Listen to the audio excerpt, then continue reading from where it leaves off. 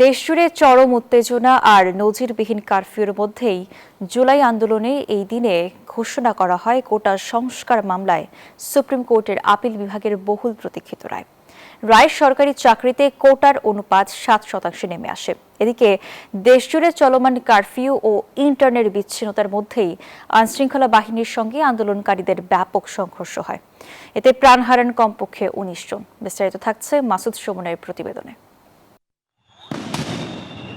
21 জুলাই 2024 দেশ জুড়ে স্বৈরাচারী সরকারের জারি করা দ্বিতীয় দিনের কারফিউর নীরবতা ভেদ করে আকাশে কেবলই হেলিকপ্টারের শব্দ আর রাজপথে সাজোয়া যানের মহড়া।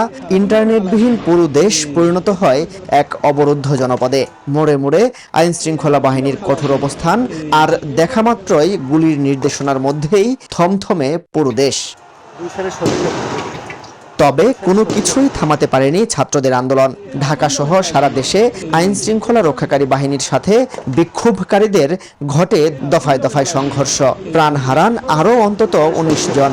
বুলেট আর টিয়ার সেলের গ্যাসে ভারী হয়ে ওঠে বাতাস। এরই মধ্যে এদিন সকালে হাইকোর্টের আগের রায় বাতিল ও সংশোধন করে সরকারি চাকরিতে কোটার অনুপাত 7% নামিয়ে আনার নির্দেশ দেন আপিল বিভাগ। কিন্তু ততক্ষণে রাজপথের ক্ষোভ কোটার গণ্ডি পেরিয়ে 15 বছরের কর্তৃত্ববাদী শাসন উৎখাতের এক চূড়ান্ত স্বাধিকার ও মুক্তির লড়াইয়ের রূপ নেয়। যখন রোগীদেরকে আমরা রিসিভ করেছি, তাদেরকে কিন্তু প্রাথমিক যে চিকিৎসাটা দেয়া দরকার ওটা কিন্তু আমাদেরকে দিতে দেয়া হতো না।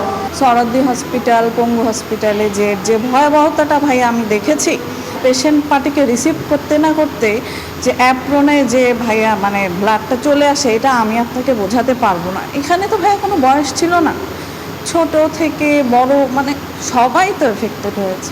স্বৈরাচারের দোসর ক্ষমতার লোভে যে কতটা নিচে নামতে পারে, এটা 24-এর অভ্যুত্থানে আমরা দেখেছি। এদিন দুদিন নিখোঁজ থাকার পর 21 জুলাই সকালে মারাত্মক জখম অবস্থায় উদ্ধার করা হয় বৈষম্য বিরোধী ছাত্র আন্দোলনের অন্যতম সমন্বয়ক নাহিদ ইসলামকে। তিনি জানান, ডিবি পুলিশ পরিচয়ে তুলে নিয়ে যাওয়ার পর অজ্ঞাত স্থানে তার উপর চালানো হয়েছে অমানসিক নির্যাতন। সহিংসতা ও রাষ্ট্রীয় স্থাপনায় নাশকতার অভিযোগে রাজধানী জুড়ে শুরু হয় চিরুনি অভিযান।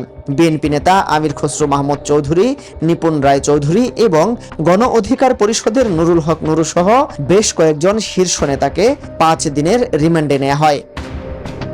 কিন্তু এই নির্যাতন নিপীড়ন দমাতে পারেনি আন্দোলনকারীদের। এরই মধ্যে সমন্বয়করা ঘোষণা করেন 9 দফা দাবি।